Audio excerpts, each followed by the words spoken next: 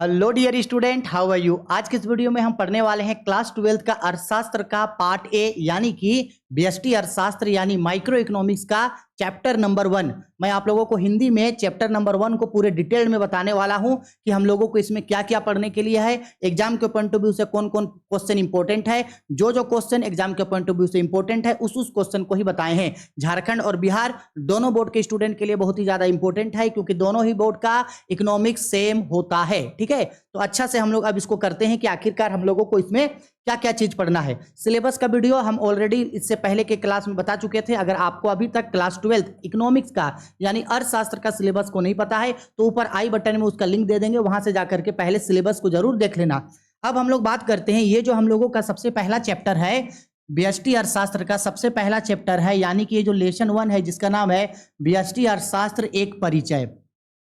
इसमें पढ़ने के लिए कोई खास ज्यादा बड़ा चैप्टर नहीं है ये, या ना ही इसमें पढ़ने के लिए आपको बहुत ज्यादा क्वेश्चन है। बस आपको बेसिक चीज पता होना चाहिए। व्यष्टि और समष्टि अर्थशास्त्र क्या होता है, व्यष्टि अर्थशास्त्र के कितने शाखाएं होती है, साथ ही साथ आर्थिक क्रिया क्या है, आर्थिक क्रिया कितने प्रकार के होते हैं, और साथ ही साथ अर्थशास्त्र का जो परिभाषाएं अलग अलग अर्थशास्त्रियों ने दिया था आपको उनके नाम याद रखने हैं। अर्थशास्त्र का जनक किसे कहा जाता है ये याद रखना है, और व्यष्टि और समष्टि अर्थशास्त्र में अंतर। यही 6-7 क्वेश्चन इस चैप्टर से इंपॉर्टेंट है और हर साल एग्जाम में इन्हीं में से ही रिपीट कर करके क्वेश्चन आप लोगों को पूछा जाता है। ठीक है, तो सबसे पहले आप लोगों को बता दें कि ये जो बीएसटी अर्थशास्त्र होता है उसका मतलब क्या होता है। तो एक बात याद रखना हमेशा कि ये जो हम लोगों का अर्थशास्त्र होता है, ये अर्थशास्त्र क्लास 12 में अर्थशास्त्र को 2 भागों में बांटा गया। सबसे पहला एक होता है व्यष्टि अर्थशास्त्र, सबसे पहला एक होता है हम लोगों का व्यष्टि अर्थशास्त्र, जिसको व्यष्टि अर्थशास्त्र या सूक्ष्म अर्थशास्त्र भी कहते हैं, सूक्ष्म अर्थशास्त्र भी कहते हैं, जिसको इंग्लिश में बोला जाता है माइक्रो इकोनॉमिक्स। और दूसरा नंबर पे होता है, यानी इसका जो पार्ट 2 है वो होता है हम लोगों का समष्टि अर्थशास्त्र। कौन सा अर्थशास्त्र होता है? समष्टि अर्थशास्त्र। इसको समष्टि अर्थशास्त्र बोलिए या इसको बोला जाता है व्यापक अर्थशास्त्र, जिसको हम लोग इंग्लिश में बोलते हैं मैक्रो इकोनॉमिक्स। ठीक है, अब आखिरकार ये जो अर्थशास्त्र है इसको माइक्रो और मैक्रो में बांटने वाला कौन था? ठीक है, अच्छा इससे पहले ये समझ लो कि अर्थशास्त्र का जनक किसे कहा जाता है। तो अर्थशास्त्र का जनक सर एडम स्मिथ को याद रखना। अर्थशास्त्र का जनक एडम स्मिथ को अर्थशास्त्र का जनक कहा जाता है। उन्होंने ही सबसे पहले अर्थशास्त्र का खोज किया था। इसके बाद अर्थशास्त्र को 2 भागों में बांटा गया, व्यष्टि और समष्टि अर्थशास्त्र। व्यष्टि और समष्टि अर्थशास्त्र में बांटने वाले कौन थे? तो उनका नाम था रेगनर फ्रिस। नाम याद रखना, रेगनर फ्रिस वो थे जिन्होंने अर्थशास्त्र को 2 भागों में बांटा, व्यष्टि और समष्टि अर्थशास्त्र। और व्यष्टि और समष्टि अर्थशास्त्र की उत्पत्ति ग्रीक भाषा के शब्द से हुई है। व्यष्टि और समष्टि अर्थशास्त्र की उत्पत्ति किस भाषा से हुई है? ग्रीक भाषा के शब्द से हुई है। अब हम लोग थोड़ा सा जानते हैं कि आखिरकार ये जो हम लोगों का व्यष्टि अर्थशास्त्र है, व्यष्टि अर्थशास्त्र में हम लोगों को क्या क्या पढ़ना है, और ये जो समष्टि अर्थशास्त्र है, समष्टि अर्थशास्त्र में हम लोगों को क्या क्या पढ़ना है। सबसे पहले व्यष्टि अर्थशास्त्र। व्यष्टि अर्थशास्त्र अर्थशास्त्र की वह शाखा होती है जहां व्यक्तिगत इकाइयों अथवा छोटे छोटे इकाइयों का अध्ययन किया जाता है। जैसे सपोज कर लो कोई एक इंसान है, कोई एक मनुष्य है, एक व्यक्ति कितना पैसा कमाया है, एक व्यक्ति का मांग कितना है, एक व्यक्ति का बचत कितना है, एक फार्म एक उत्पादक का उत्पादन कितना है, एक उत्पादक को कितना लाभ हो रहा है, एक बाजार में मांग किस तरह से बढ़ रहा है, एक बाजार में पूर्ति किस तरीके से है। यानी व्यक्तिगत या छोटे छोटे इकाइयों का अध्ययन हम लोग करते हैं व्यष्टि अर्थशास्त्र में। वहीं दूसरी ओर ये जो हम लोगों का समष्टि अर्थशास्त्र होता है, समष्टि अर्थशास्त्र इससे अलग होता है। समष्टि अर्थशास्त्र में व्यक्तिगत इकाइयों का अध्ययन ना करके इसमें पूरे समूह का अध्ययन किया जाता है। इसमें व्यष्टि अर्थशास्त्र में किसका अध्ययन किया जाता है? व्यक्तिगत इकाइयों का। व्यष्टि अर्थशास्त्र में व्यक्तिगत इकाइयों का अध्ययन किया जाता है, जबकि समष्टि अर्थशास्त्र में पूरे समूह का अध्ययन किया जाता है। हम लोगों को अभी बस व्यष्टि अर्थशास्त्र के बारे में बात करना है।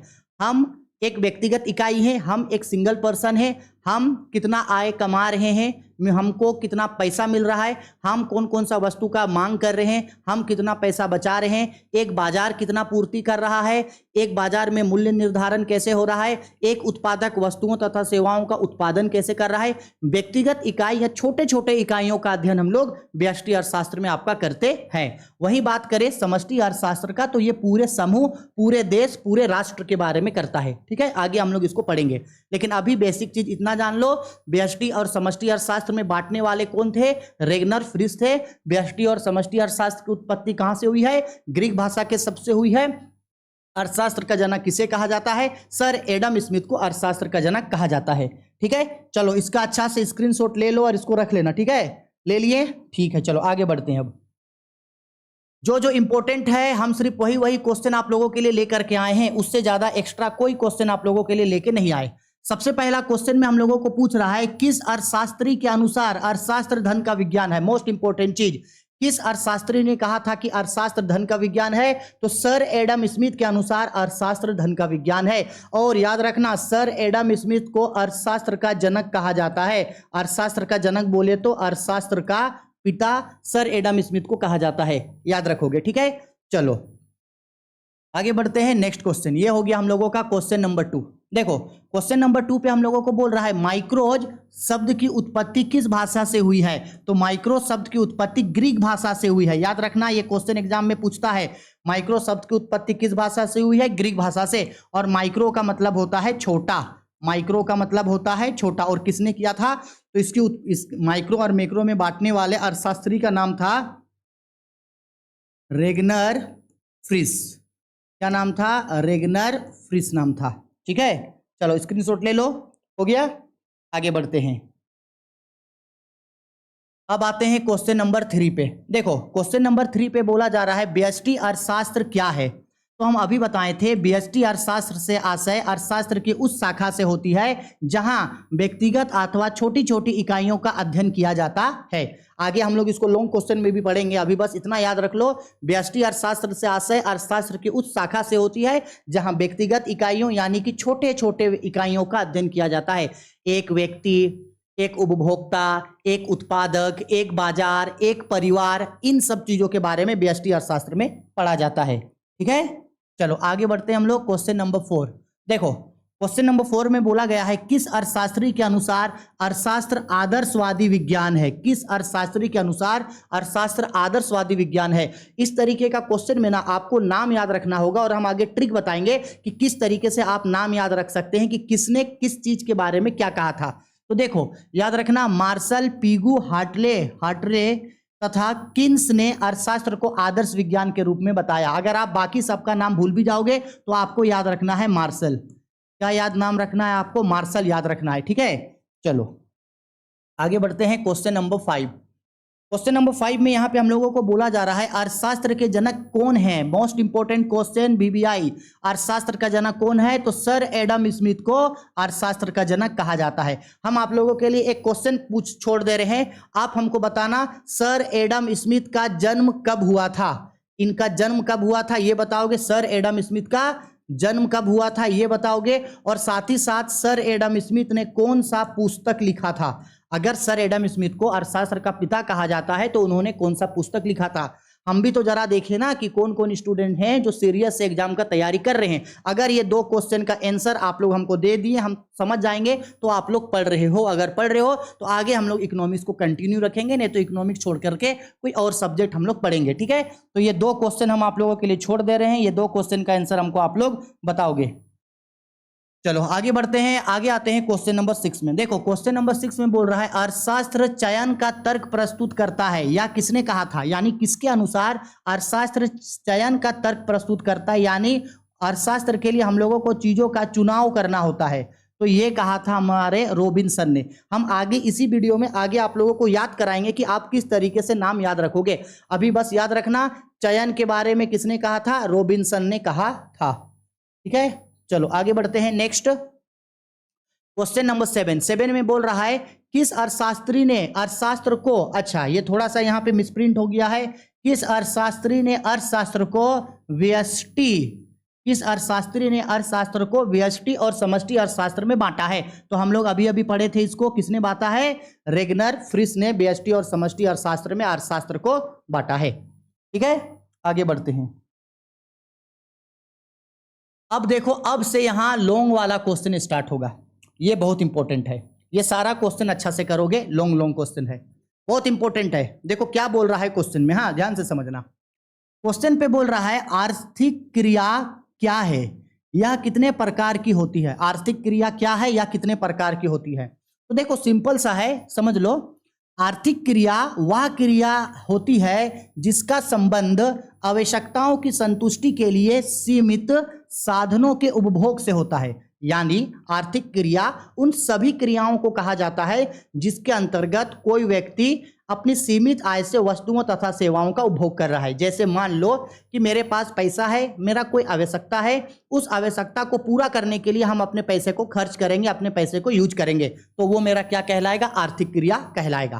ठीक है, हर कोई जब भी कभी किसी से पूछो आर्थिक क्रिया क्या होती है, तो हर कोई ये बोल देता है कि कोई भी ऐसी क्रिया जिसका उद्देश्य पैसा कमाना होता है। अगर हम लोग कोई भी काम किए और उस काम को करने से हम लोगों को पैसा मिल रहा है तो वो आर्थिक क्रिया होती है। लेकिन ऐसा नहीं है, क्योंकि हर आर्थिक क्रिया आय का सृजन नहीं करती है। लेकिन हर पैसा कमाने वाला, ध्यान से समझना, हर पैसे कमाने वाला क्रिया आर्थिक क्रिया जरूर होता है, लेकिन हर आर्थिक क्रिया आय का सृजन नहीं करता है।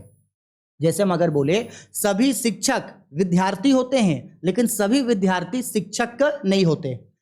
इसी में आगे बोल रहा है आर्थिक क्रिया अनिवार्य रूप से सभी आर्थिक क्रियाएं अनिवार्य रूप से आय का सृजन नहीं करती, लेकिन आय का सृजन करने वाली क्रियाएं आर्थिक क्रिया जरूर होती है। यानी अगर आप पैसा कमा रहे हो, अगर कोई भी काम किए आपको वहां से पैसा मिला, तो समझ जाना वो आर्थिक क्रिया है। लेकिन हर आर्थिक क्रिया पैसा नहीं कमाता है। अब मुख्यतः देखो, आर्थिक क्रिया में मुख्यतः 4 प्रकार की क्रिया आती है। ये हो गया सबसे पहला उपभोग, दूसरा उत्पादन, तीसरा विनिमय और चौथा निवेश। ये 4 चीज याद रखना, आर्थिक क्रिया में 4 चीज आता है। उपभोग इसका मतलब है कंजम्पशन, उत्पादन यानी कि प्रोडक्शन, विनिमय यानी कि एक्सचेंज, और निवेश यानी कि इन्वेस्टमेंट। ये 4 चीज जरूर याद रखोगे, आर्थिक क्रिया में ये 4 चीज आता है। अब देखो इनमें से अगर बात करें उपभोग देखो आप एक आर्थिक क्रिया है, लेकिन उपभोग आय का सृजन नहीं करता है। जैसे अगर मान लो हम ये कपड़ा पहने हैं, तो हम इस कपड़े का उपभोग कर रहे हैं, लेकिन क्या इस कपड़े को पहनने के बदले कोई हमको पैसा दे रहा है? हम इस कपड़े को पहने हैं तो कहीं से हमको पैसा मिल रहा है? नहीं। हम देखो ये माइक यूज कर रहे हैं, माइक का उपभोग कर रहे हैं, तो क्या उपभोग करने से कोई हमको पैसा दे रहा है? नहीं। लेकिन उपभोग करना भी एक किस प्रकार का क्रिया है? उपभोग करना भी एक आपका आर्थिक क्रिया होता है। आ गया समझ में? ठीक है, चलो आगे बढ़ते हैं। नेक्स्ट, अब देखो यहां पे हम डिटेल्ड में समझाएं इसको अच्छा से समझना। ठीक है, या फिर लोगों का बुक से निकाले हैं, इसलिए इसको अच्छे से आप समझोगे। देखो यहां पे क्या क्या समझाया गया है कि आर्थिक क्रियाओं के प्रकार, काइंड्स ऑफ इकोनॉमिक एक्टिविटी। अभी बताएं, आर्थिक क्रिया 4 प्रकार का, ये है सबसे पहला उपभोग यानी कि कंजम्पशन, ये है हम लोगों का दूसरा उत्पादन यानी कि प्रोडक्शन, ये है हम लोगों का तीसरा विनिमय यानी कि एक्सचेंज, और ये है हम लोगों का चौथा यानी कि निवेश। आप गौर करोगे तो ये जो विनिमय है उसमें 2 तरीके का विनिमय मतलब क्या होता है, हम एक एक करके समझा रहे हैं। उपभोग का मतलब क्या होता है? उपभोग किसको बोला जाता है?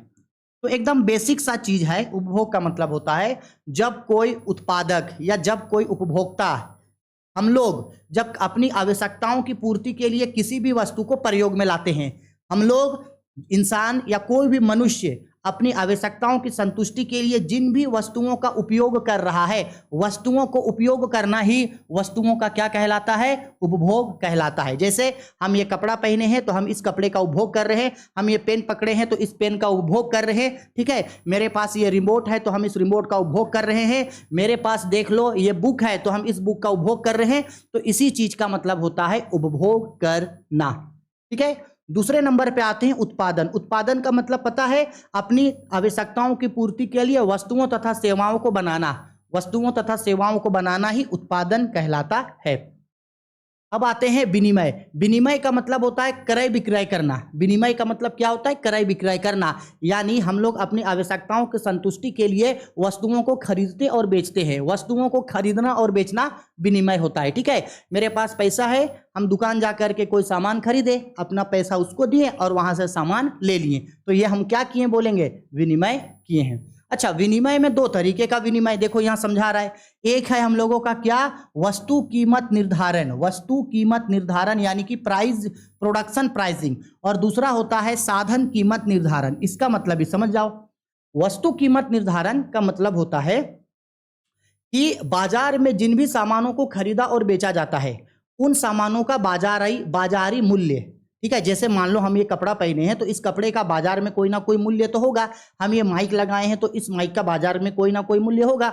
मेरे पास मोबाइल है तो मोबाइल का कोई ना कोई मूल्य होगा। तो बाजार में जिन वस्तुओं का मूल्य होता है उसी को कहते हैं वस्तु कीमत निर्धारण। वस्तु का कीमत निर्धारण किए हैं। ठीक, इसके बाद आता है साधन कीमत निर्धारण। साधन का मतलब होता है कि जिन सामानों को हम लोग बनाए हैं, जिन सामानों को हम लोग बनाए हैं उस सामान का जो कीमत तय होता है। जैसे सपोज कर लो कि अगर मान लो ये कपड़ा बनाए तो इस कपड़े को बनाने में कोई ना कोई रॉ मटेरियल तो लगा होगा। तो उस रॉ मटेरियल जैसे कि मान लो श्रम लगा होगा, भूमि लगा होगा, भवन लगा होगा, श्रमिक लगा होगा, तो इन सब में जो पैसा खर्च हुआ वही कहलाता है मेरा साधन कीमत निर्धारण। ठीक, इसके बाद निवेश। निवेश करना भी एक आर्थिक क्रिया है, क्योंकि निवेश करने से भी हम लोग अपने पैसे को कहीं पे बचत करके रख देते हैं। तो निवेश करना भी एक आर्थिक क्रिया मेरा होता है। क्लियर? चलो अब हम लोग बात करते हैं यहाँ पे, ये भी बहुत इंपॉर्टेंट है, ये भी बहुत इंपॉर्टेंट है, उत्पादन के एजेंट। उत्पादन के एजेंट मतलब सपोज कर लो ये एक उद्योग है। क्या है? ये एक उद्योग है। हम लोगों को कोई भी सामान बनाना है तो सामान बनाने के लिए पहले हम लोगों को इनपुट देना होगा। सामान बनाने के लिए हम लोगों को पहले क्या देना होगा? इनपुट।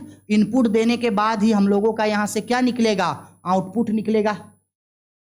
हम अगर कोई भी सामान को अगर बनाना चाहेंगे तो सामान बनाने के लिए सबसे पहले हम कुछ सामान लगाएंगे ना, कुछ साधन लगाएंगे। तो साधन लगाना इनपुट होता है। इसी इनपुट को बोला जाता है उत्पादन के एजेंट। प्रोडक्शन करने के लिए, उत्पादन करने के लिए सबसे ज्यादा जरूरी है भूमि। सबसे पहले भूमि, दूसरा होता है श्रम, तीसरा होता है पूंजी, चौथा होता है संगठन और पांचवा होता है उद्यमिता। एग्जाम में ना पूछता है ये क्वेश्चन, एमसीक्यू में पूछता है और थ्योरेटिकल क्वेश्चन में भी पूछता है कि उत्पादन के एजेंट के नाम बताइए, या 4 ऑप्शन दे देगा और बोलेगा इनमें से कौन उत्पादन के एजेंट नहीं है। तो आपको नाम याद रखना है, भूमि, श्रम, पूंजी, संगठन, उद्यमिता। ये 4 मेरा उत्पादन का साधन होता है। ठीक है, चलो सर जी, अच्छी बात है। आगे बढ़ते हम लोग नेक्स्ट क्वेश्चन में। चलो फिर से आ गए वहीं पे, देखो। हाँ जी, ओ बाप रे बाप, कहाँ चला गया? देखो फिर से आ गए हम लोग वहीं पे। एक मिनट रुकना। हाँ देखो क्या बोल रहा है क्वेश्चन पे। क्वेश्चन में हम लोगों को यहाँ पे बोल रहा है व्यष्टि अर्थशास्त्र से आप क्या समझते हैं? VBI। हाँ जी, VBI। अभी बताएं, व्यष्टि अर्थशास्त्र मतलब ऐसा अर्थशास्त्र जहां छोटे छोटे इकाइयों का अध्ययन किया जाता है, वही बोल रहा है। व्यष्टि अर्थशास्त्र से आशय अर्थशास्त्र की उस शाखा से होती है जहां व्यक्तिगत अथवा छोटे छोटे इकाइयों का अध्ययन किया जाता है। इसे सूक्ष्म अथवा छोटा अर्थशास्त्र भी कहा जाता है। यहाँ केवल एक व्यक्तिगत इकाई की आर्थिक क्रियाओं का अध्ययन किया जाता है, जैसे एक उपभोक्ता की आय, एक उपभोक्ता की मांग, एक फार्म का उत्पादन, एक फार्म का लाभ, एक बाजार का उत्पादन, एक बाजार का मूल्य निर्धारण, एक उत्पादक, एक परिवार आदि। व्यक्तिगत इकाइयों का, छोटे छोटे इकाइयों का अध्ययन करना ही मेरा कहलाता है क्या? मेरा कहलाता है आर्थिक क्रिया। ठीक है, व्यष्टि अर्थशास्त्र व्यक्तिगत इकाइयों का। अब आते हैं हम लोग आगे और बात करते हैं व्यष्टि अर्थशास्त्र के बाद समष्टि अर्थशास्त्र क्या होता है। तो देखो समष्टि अर्थशास्त्र क्या होता है। तो समष्टि अर्थशास्त्र से आशय अर्थशास्त्र के उस, ठीक है, थोड़ा सा स्पेलिंग गलती हुआ है, उस शाखा से होती है जहां व्यक्तिगत इकाइयों का अध्ययन ना करके समग्र का मतलब होता है पूरी, समग्र का मतलब होता है पूरा, समग्र अथवा पूरे समूह का अध्ययन किया जाता है। इसे व्यापक अथवा बड़ी अर्थशास्त्र भी कहा जाता है। यह व्यष्टि अर्थशास्त्र के ठीक विपरीत होता है। यह मुख्य रूप से राष्ट्रीय आय, राष्ट्रीय बचत, राष्ट्रीय उत्पादन, राष्ट्रीय निवेश, प्रति व्यक्ति आय, इसके बाद कुल कुल रोजगार, कुल उत्पादन, समग्र मांग, समग्र पूर्ति, सामान्य कीमत स्तर आदि जैसी चीजों का अध्ययन किया जाता है। क्लियर है? ठीक है, चलो आगे बढ़ते हम लोग नेक्स्ट क्वेश्चन। अब देखो यहां पे क्या हो रहा है, ये देखो यहाँ व्यष्टि और समष्टि अर्थशास्त्र में यहाँ पे अंतर को समझाए हैं। ये भी एग्जाम के पॉइंट ऑफ व्यू से काफी इंपॉर्टेंट है। एग्जाम में पूछता है कि व्यष्टि और समष्टि अर्थशास्त्र में अंतर बताइए। तो देखो जब कभी भी आपको अंतर बोलेगा तो इस तरीके से आप टेबल में आप बताओगे। एक साइड देखो यहाँ लिखे हैं व्यष्टि अर्थशास्त्र और एक साइड यहाँ पे लिखा गया है समष्टि अर्थशास्त्र। ठीक, अब देखो अंतर व्यष्टि अर्थशास्त्र में क्या बोल रहा है, एक मिनट रुकना। हाँ देखो व्यष्टि अर्थशास्त्र में क्या बोल रहा है, व्यष्टि अर्थशास्त्र में व्यक्तिगत स्तर पर आर्थिक समस्याओं का अध्ययन किया जाता है, जैसे एक उपभोक्ता, एक उत्पादक, एक फार्म। ठीक है, और यहां क्या बताए थे, समष्टि अर्थशास्त्र में संपूर्ण आर्थिक अर्थशास्त्र की आर्थिक इकाइयों का अध्ययन होता है, जैसे राष्ट्रीय आय, कुल उपभोग, सामान्य कीमत स्तर। अभी जो हम थ्योरी में समझाए थे वही है। दूसरा बोल रहा है व्यष्टि अर्थशास्त्र में व्यक्ति और व्यक्ति के व्यवहार का अध्ययन किया जाता है। यहाँ एक व्यक्ति और उसका व्यवहार किस तरीके से है उसका अध्ययन करेंगे। समष्टि में पूरे समाज और समाज का अध्ययन किया जाता है, पूरे समाज का अध्ययन किया जाता है। व्यष्टि अर्थशास्त्र सामान्यता, व्यष्टि अर्थशास्त्र इस मान्यता पर आधारित है कि समष्टि प्रचलन स्थिर है, यानी व्यष्टि मानता है कि समष्टि स्थिर है और समष्टि मानता है कि व्यष्टि स्थिर है, यानी व्यष्टि मानता है समष्टि स्थिर है और समष्टि मानता है कि व्यष्टि स्थिर है। चौथा नंबर पे बोल रहा है व्यष्टि अर्थशास्त्र में एक वस्तु की कीमत के निर्धारण का अध्ययन किया जाता है। एक वस्तु का कीमत निर्धारण और यहाँ सामान्य कीमत स्तर। एक वस्तु का कीमत निर्धारण व्यष्टि होगा, सभी वस्तुओं का कीमत निर्धारण, सभी वस्तुओं का कीमत निर्धारण मेरा होगा आपका समष्टि में। आगे समझ में? ठीक है, आगे बोल रहा है व्यष्टि अर्थशास्त्र व्यष्टि आर्थिक समस्याओं को निदान में कीमत संयंत्र अर्थात मांग और पूर्ति बलों की क्रिया का निर्धारण करता है। यहाँ विशेष रूप से मांग और पूर्ति पे ध्यान दिया जाता है और यहाँ आर्थिक समस्याओं को दूर करने के लिए रोजगार हो गया, मुद्रास्फीति हो गया आदि जैसी सरकारी भूमिका निर्णायक होती है। व्यष्टि अर्थशास्त्र को कीमत सिद्धांत के नाम से भी जाना जाता है, इसको जरूर याद रखना। व्यष्टि अर्थशास्त्र को कीमत सिद्धांत के नाम से भी जाना जाता है, जबकि समष्टि अर्थशास्त्र को आय एवं रोजगार सिद्धांत के नाम से जाना जाता है। आय एवं रोजगार सिद्धांत के नाम से जाना जाता है। ठीक है, कीमत सिद्धांत के नाम पे व्यष्टि अर्थशास्त्र को जानेंगे और समष्टि अर्थशास्त्र को जानेंगे हम लोग आय एवं रोजगार सिद्धांत से। क्लियर है, बात समझ में आ गई? ठीक है, चलो अच्छा से इसका स्क्रीनशॉट ले लेना। ठीक है, चलो आगे बढ़ते हैं। चलो अब हम लोग आगे आते हैं और यहाँ क्वेश्चन में पूछ रहा है व्यष्टि अर्थशास्त्र की सीमाओं विशेषताओं को बताइए। हम लोग जो भी पढ़ रहे हैं व्यष्टि अर्थशास्त्र है, समष्टि अर्थशास्त्र पार्ट बी में पढ़ेंगे। ठीक है, तो व्यष्टि अर्थशास्त्र का विशेषता, पहला विशेषता व्यक्तिगत आर्थिक इकाइयों का अध्ययन करना, दूसरा छोटे छोटे चरों का अध्ययन होता है इसमें, और तीसरा व्यक्तिगत कीमत निर्धारण का अध्ययन होता है। ठीक है, चलो आगे बढ़ते हैं नेक्स्ट क्वेश्चन में। आगे बोल रहा है यहाँ पे व्यष्टि अर्थशास्त्र का अध्ययन के महत्व को समझाइए, यानी व्यष्टि अर्थशास्त्र का महत्व। तो सबसे पहला महत्व पूरे अर्थव्यवस्था के ज्ञान के लिए आवश्यक होना, क्योंकि अगर व्यष्टि को समझेंगे तभी हम लोग समष्टि को समझ सकते हैं। दूसरा नंबर पे आर्थिक समस्याओं को दूर करने में यह सहायक होता है। तीसरा आर्थिक नीतियों के निर्धारण में सहायक होता है। इसके बाद चौथा होता है आपका व्यक्तिगत आर्थिक क्रियाओं का अध्ययन। ठीक है, ये इसका 4 विशेषता है। आगे बढ़ते हैं नेक्स्ट। अब देखो व्यष्टि अर्थशास्त्र की शाखाएं, ये भी काफी इंपॉर्टेंट है। व्यष्टि अर्थशास्त्र की शाखाएं में व्यष्टि अर्थशास्त्र को 3 शाखाओं में बांटा। हम आपको एकदम नॉर्मल बता दे रहे हैं। व्यष्टि अर्थशास्त्र जो आधार बना है ना व्यष्टि अर्थशास्त्र का, वो आधार 3 चीजों पे बना है। सबसे पहले वस्तुओं तथा सेवाओं का क्या करना, उत्पादन करना। अब अगर वस्तुओं तथा सेवाओं का उत्पादन करेंगे तो सबसे पहले उसका कीमत तय करना होगा, वस्तु का कीमत। तो पहला है सबसे पहले वस्तु कीमत सिद्धांत। सबसे पहले वस्तु का क्या होना चाहिए, कीमत, वस्तु का कीमत। अब वस्तु का कीमत कैसे तय होगा, तो वस्तु का कीमत तय होगा उसका मांग को देख के और उसका लागत को देख के। मांग मतलब बाजार में कितना डिमांड है और लागत यानी कितना सामान लगा, वस्तु का कीमत। दूसरा साधन कीमत का सिद्धांत। साधन कीमत का मतलब होता है सामान को बनाने में जो भी पैसा खर्चा हुआ है उसका सिद्धांत। और तीसरा आप वस्तु का कीमत रखो, वस्तु का क्या रखो, कीमत, या साधनों का कीमत रखो, लेकिन समाज का कल्याण करते हुए। किसका कल्याण करते हुए? समाज का। समाज को आपको ध्यान में रख करके चलना होगा। पहला वस्तु कीमत निर्धारण, दूसरा साधन कीमत निर्धारण और चौथा आर्थिक कल्याण। तीसरा, पहला वस्तु कीमत निर्धारण, दूसरा साधन कीमत निर्धारण और तीसरा आर्थिक कल्याण। बस ये 3 चीज आपको याद रखना है। चलो आगे बढ़ते हैं हम लोग। नेक्स्ट, ये बहुत इंपॉर्टेंट चीज, यहां से क्वेश्चन एग्जाम में बनता है, इस साल भी बनेगा, हर साल बनता है, आप लोग में भी बनेगा। ध्यान से समझना क्या बोल रहा है।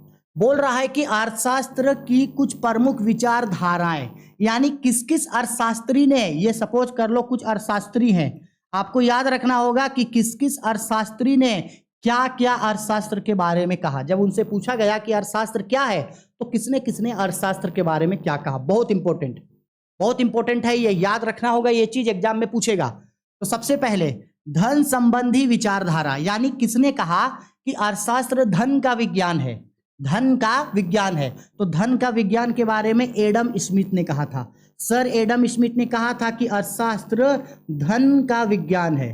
अर्थशास्त्र क्या है? धन का विज्ञान है। याद रखना, ये क्वेश्चन पूछता है। दूसरा, कल्याणवादी विचारधारा, किसने कहा था कि अर्थशास्त्र मानव का कल्याण करता है? तो कल्याण संबंधी विचारधारा मार्शल ने कहा था। अब आपके मन में सवाल आएगा कि सर याद करेंगे कैसे? तो हम एकदम छोटा सा ट्रिक बता दे रहे हैं याद रखने का। लोगों का क्या करना है? कल्याण। लोगों का क्या करना है? कल्याण। अगर लोगों का कल्याण करना है, जैसे सुनते हैं ना बोलते हुए कि हम लोग जो हैं, हम लोगों के पूर्वज बंदर थे, आदि मानव थे, हम लोग जंगलों में रहा करते थे, धीरे धीरे मानव सभ्यता का विकास हुआ, सिविलाइजेशन हुआ और धीरे धीरे जो है हम लोग डेवलप होते चले गए। तो अगर लोगों का कल्याण करना है, कल्याण करना है मतलब अंधेरे से उजालों की ओर लेके जाना है, अंधेरे से उजालों की ओर लेके जाना है, तो मशाल जला के चलो। क्या करना है? लोगों का कल्याण करना है। लोगों का कल्याण करना है तो क्या जलाओ? लोगों का कल्याण करना है तो मशाल जलाओ। लोगों का कल्याण करना है तो क्या जलाओ? मशाल जलाओ। भगवान बिरसा मुंडा जैसे क्या जलाओ? मशाल जलाओ। मशाल जलाओ तो लोगों का कल्याण होगा। तो कल्याण से याद रखना है मशाल जलाओ। मशाल, मशाल से याद रहेगा मार्शल, मशाल से याद रहेगा मार्शल। इसके बाद दुर्लभता संबंधी विचारधारा रॉबिन्सन ने कहा था। दुर्लभता का मतलब होता है, रॉबिन्सन का यह कहना था कि एक जो अर्थशास्त्र होता है, हम लोगों के पास आय सीमित है, मेरे पास भी पैसा सीमित है, आपके पास भी सीमित है, किसी के पास भी असीमित पैसा नहीं होता है, लेकिन हम लोगों की आवश्यकताएं असीमित है। अगर हम लोग सीमित आय से असीमित आवश्यकताओं की पूर्ति करना चाहेंगे तब तो प्रॉब्लम हम लोगों को होगा। तो रॉबिन्सन ने यही कहा था कि अर्थशास्त्र दुर्लभता संबंधी विचारधारा है, यानी हमको यहाँ चीजों को चुनना पड़ेगा। अब बताओ, याद है नाम कैसे याद रहेगा? रॉबिन्सन। तो रॉबिन्सन से ये समझ लेना कि एक बच्चा जो है अपने फैमिली के साथ, मम्मी पापा के साथ मेला देखने गया और मम्मी के पास पैसा कम था। तो बच्चा क्या कर रहा है ना, खिलौना के लिए रो रहा है, बोल रहा है मम्मी हमको ये भी खरीद दो, मम्मी ये भी खरीद दो, मम्मी ये भी खरीद दो, मम्मी वो भी, मम्मी वो भी। और वो रोने लगा, रोने लगा। क्यों? लेकिन मम्मी के पास तो पैसा है नहीं। अब मम्मी के पास पैसा नहीं है तो इतने सारा चीज तो मम्मी खरीद नहीं देगी। तो बोल रही है कि नहीं नहीं अभी नहीं खरीदेंगे, पैसा नहीं है, बाद में खरीदेंगे, क्योंकि पैसा कम है। तो वो बच्चा रोने लगा। रॉबिन्सन, सन रो रहा है, रॉबिन्सन यानी कि वो छोटा सा बच्चा, वो छोटा सा बच्चा क्या कर रहा है? वो छोटा सा बच्चा रोने लगा। छोटा सा बच्चा क्या हुआ? रोने लगा। रॉबिन्सन, वो बच्चा रो रहा है। ठीक है। तीसरा, विकास केंद्रित संबंधी विचारधारा, लोगों का विकास करना है, विकास करना है, ये कहा था सैमुअल्सन ने। क्या कहा था? सैमुअल्सन ने। इसके बाद वास्तविक विज्ञान संबंधी विचारधारा, वास्तविक विज्ञान जेबी से, सीनियर और रॉबिन्स, इसका नाम याद रखना जेबी से। ठीक है, वास्तविक विज्ञान जेबी से। आदर्श विज्ञान संबंधी विचारधारा, किसने कहा था? अर्थशास्त्र एक आदर्श विज्ञान है, तो मार्शल ने कहा था। किसने कहा था? मार्शल, पिगू, हार्ट्रे एवं किन्स ने। इसके बाद वास्तविक एवं आदर्श विज्ञान दोनों, ये भी इंपॉर्टेंट है। किसने कहा था कि अर्थशास्त्र आदर्श विज्ञान तो कभी वास्तविक विज्ञान है? तो ये कहा था फ्रेडमैन ने। किसने कहा था? फ्रेडमैन ने कहा था। ठीक है, इसको आप अच्छा से याद रखोगे, ये सब एग्जाम में पूछता है, 100% यहां से क्वेश्चन होगा। अब बहुत इंपॉर्टेंट क्वेश्चन, यह भी बहुत इंपॉर्टेंट है। वास्तविक विज्ञान के रूप में अर्थशास्त्र को समझाइए, यानी किसने कहा था कि अर्थशास्त्र एक वास्तविक विज्ञान है? पहले यह समझ लो वास्तविक विज्ञान क्या है। तो वास्तविक अर्थशास्त्र को एक वास्तविक विज्ञान इसलिए बोला गया क्योंकि एक अर्थशास्त्र जो है, यानी वास्तविक विज्ञान का मतलब होता है समस्याओं को वैसे ही देखो जैसे है, ये समस्या क्यों उत्पन्न हुआ, इस समस्याओं को कैसे दूर करेंगे, ये नहीं सोचना है। वास्तविक विज्ञान का मतलब है चीजें जैसी है उसको वैसे ही देखो। जैसे कि मान लो कि मेरा सपोज कर लो कि आपका तबीयत खराब हो गया और आपका पापा मम्मी आपको आकर के पूछ रहे हैं कि क्या हुआ, तो आप बोल रहे हैं कि तबीयत खराब हो गया। अच्छा ठीक है, जाओ थोड़ा देर सो जाओ। इतना बोल के छोड़ दिया गया। आपका तबीयत खराब है, आपसे पूछा गया क्या हुआ, आप बोले कि तबीयत खराब है, आप बता दिए तबीयत खराब है, उसके बाद घर वाले छोड़ दिए। यानी जो प्रॉब्लम है उसी को पूछा। तो ये हम लोगों का कहलाता है वास्तविक विज्ञान, यानी चीजें जैसी है उसको वैसे ही देखो, जो समस्या है उसको वैसे ही देखो। प्रोफेसर जेबी से सीनियर एवं प्रोफेसर रॉबिन्सन ने अर्थशास्त्र को वास्तविक अर्थशास्त्र के रूप में बताया। वास्तविक विज्ञान वह विज्ञान है जो समस्याओं को वैसा ही देखता है जैसा वह है। ये बहुत इंपॉर्टेंट है, समस्याओं को वैसे ही देखता है जैसे वो है। अर्थात समस्या जिस रूप में होती है उसे उसी रूप में देखा जाना चाहिए, ना कि उसे क्या होना चाहिए इस पर ध्यान दे। वास्तविक विज्ञान केवल कारण एवं परिणाम के बीच संबंध को बताता है। बस ये आपको बस बताता है कि प्रॉब्लम जैसे है प्रॉब्लम को वैसे ही देखो। लेकिन एक और होता है आदर्श विज्ञान, यानी कि नॉर्मेटिव साइंस। देखो जी, अर्थशास्त्र को आदर्श विज्ञान भी कहा जाता है। आदर्श विज्ञान का मतलब होता है नॉर्मेटिव साइंस। आदर्श विज्ञान मतलब कौन सा साइंस? Normative science. अब अर्थशास्त्र को नॉर्मेटिव साइंस क्यों बोला गया? आदर्श विज्ञान का मतलब होता है कि प्रॉब्लम को वैसे नहीं देखेंगे जैसा है, उसका रीजन जानेंगे कि आखिरकार ऐसा क्यों हुआ। आप घर में बोले कि मम्मी मेरा तबीयत खराब है, मम्मी बोले कि अच्छा ठीक है कोई बात नहीं, जाओ थोड़ा देर सो जाओ।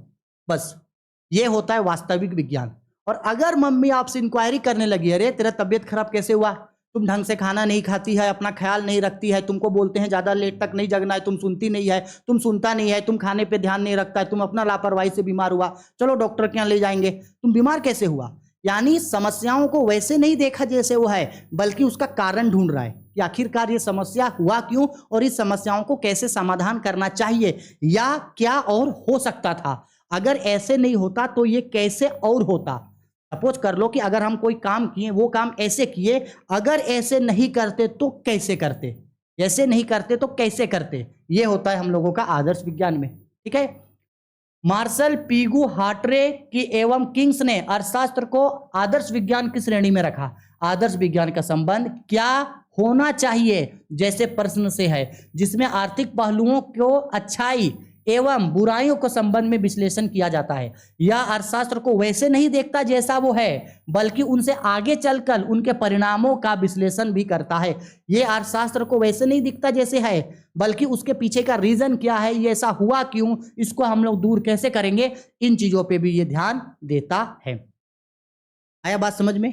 ठीक है, चलो बहुत इंपॉर्टेंट है ये दो चीज। अब इसके बाद आगे, अब हम लोग ये समझ गए, याद रखना अर्थशास्त्र ना तो पूरा तरह से वास्तविक विज्ञान है और ना ही अर्थशास्त्र पूरा तरह से आदर्श विज्ञान है, बल्कि एक अर्थशास्त्र वास्तविक विज्ञान एवं वास्तविक विज्ञान एवं आदर्श विज्ञान दोनों होता है। अब ये दोनों का मतलब किसने कहा? फ्रेडमैन, नाम याद रखना।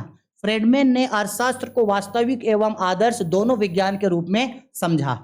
उनका मानना था कि अर्थशास्त्र में ना तो पूर्ण रूप से वास्तविक विज्ञान होता है और ना ही पूर्ण रूप से आदर्श विज्ञान होता है, बल्कि एक अर्थशास्त्र कभी आदर्श तो कभी वास्तविक विज्ञान होता है। और ये बिल्कुल सही है, क्योंकि आप अर्थशास्त्र में हमेशा सिर्फ समस्याओं को वैसे नहीं देखोगे जैसा वो है, बल्कि उससे आगे जाकर के आप उसको दूर भी करना चाहोगे।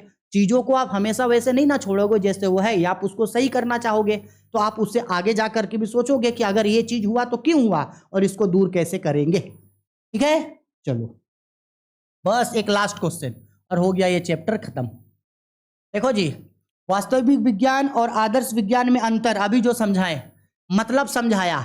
वास्तविक विज्ञान यहां लिखे हैं और वहां क्या लिखा है? आदर्श विज्ञान। अभिप्राय का मतलब होता है अर्थ। वास्तविक विज्ञान का क्या अर्थ होता है? क्या है से संबंधित है, अर्थात आर्थिक समस्याएं वास्तविक कैसी होती है, और वो बताता है क्या होना चाहिए। ये प्रॉब्लम को जैसे है वैसे देखेगा और ये बोलेगा कैसा होना चाहिए था, कैसे होना चाहिए था। सत्यापना, वास्तविक आंकड़ों के आधार पर सत्यापना, यानी इसको वास्तविक आंकड़ों से मापा जाता है और इसको वास्तविक तथ्यों के आधार पर स्थापना नहीं किया जा सकता। उद्देश्य आर्थिक क्रिया का वास्तविक विश्लेषण करना, आर्थिक क्रियाओं का वास्तविक विश्लेषण करना होता है और इसका आदर्श मापदंड स्थापित करना। उसके बाद बोल रहा है प्रकृति वास्तविक तथ्यों पर आधारित तथ्य परामर्श देना नहीं होता है और वहां पे परामर्श देना होता है। इसके बाद मूल्य विश्लेषण, कोई मूल्य विश्लेषण नहीं होता और यहाँ पे मूल्य विश्लेषण होता है। उदाहरण एग्जाम्पल समझो, वास्तविक विज्ञान मतलब कैसे, भारतीय अर्थव्यवस्था की कीमत निरंतर बढ़ रही है। ये बता रहा है कि ना भारत में ना धीरे धीरे ना चीजें महंगा होते जा रहा है। हम आपको बता रहे कि भारत में ना चीजें धीरे धीरे महंगा होते जा रहा है। ठीक है, ये हुआ वास्तविक विज्ञान। अब आप उसके पीछे रीजन जानोगे कि आखिरकार महंगा हो रहा है तो ये क्यों हो रहा है, महंगाई बढ़ रहा है तो क्यों बढ़ रहा है और किस तरीके से इसको दूर करेंगे, और अगर महंगाई इतना नहीं होता तो फिर कितना होना चाहिए था, ये बताता है। भारत में बढ़ती कीमतों पर नियंत्रण करने के लिए कदम उठाए जाना चाहिए। ये बता रहा है कि भारत में महंगाई बढ़ रहा है। ठीक है, वास्तविक विज्ञान। अब इन महंगाई को कैसे कंट्रोल करेंगे, महंगाई को कैसे नियंत्रित करना चाहिए, यह बताएगा आदर्श विज्ञान। भारतीय अर्थव्यवस्था में आय वितरण की असामान्यता, यानी भारत में अलग अलग लोगों को अलग अलग पैसा मिलता है और यह बोल रहा है कि कौन सा तरीका अपनाया जाना चाहिए। भारत में बेरोजगारी बढ़ रही है, भारत में बेरोजगारी बढ़ रही है, ये वास्तविक विज्ञान है। सही है, जो चीज जैसा है उसको वैसे देखा। ये पूछता है भारत में बेरोजगारी कम कर किया जाना चाहिए, भारत में बेरोजगारी को कैसे कंट्रोल करेंगे जिससे भारत में बेरोजगारी कम हो। समझ में आया? बस इतना ही हम लोगों को इस सब चैप्टर में पढ़ना है, इससे ज्यादा कुछ नहीं, क्योंकि चैप्टर 1 बेसिक इंट्रोडक्शन होता है। इससे ज्यादा हम लोगों को इस चैप्टर में कुछ नहीं पढ़ना है। हम जो जो क्वेश्चंस आप लोगों को छोड़ दिए हैं, जो जो ऊपर में स्टार्टिंग में क्वेश्चन पूछे थे वो हमको बता देना, जो जो क्वेश्चंस बताएं उतना समझ लो बस इस चैप्टर में। इससे ज्यादा कुछ और करने का जरूरत नहीं है। हाँ, हम लोग ये कर सकते हैं कि जैसे ये एक चैप्टर एंड हुआ तो हम लोग इस चैप्टर का एमसीक्यू को भी खत्म कर सकते हैं, लेकिन हम आप लोगों को जो एमसीक्यू है वो कब करवाएंगे, तो एमसीक्यू करवाएंगे सबसे पहले, एमसीक्यू से पहले इंग्लिश वालों को भी हम पहले पढ़ा देंगे। ठीक है, इंग्लिश वालों को भी एक सेपरेट वीडियो में पढ़ा देंगे, इसके बाद हम आप लोगों के लिए एमसीक्यू लेके आएंगे। यानी हिंदी वालों का अलग वीडियो होगा, इंग्लिश वालों का अलग वीडियो होगा, फिर एक वीडियो होगा एमसीक्यू का जिसमें हिंदी और इंग्लिश दोनों साथ में आ जाएगा। इस तरीके से हम लोग जो है वो तैयारी करेंगे ताकि किसी भी स्टूडेंट को कोई भी दिक्कत नहीं हो पढ़ने में और सब स्टूडेंट अच्छे से अपने एग्जाम की तैयारी कर सके। ठीक है, चलो मिलते हैं नेक्स्ट वीडियो में। वीडियो पसंद आया है तो लाइक करो, शेयर करो, कमेंट करो। कोई भी दिक्कत डाउट परेशानी है बेझिझक वीडियो के कमेंट बॉक्स पे कमेंट करके हमको जरूर पूछ लेना। ठीक है, चलो बाय, टेक केयर।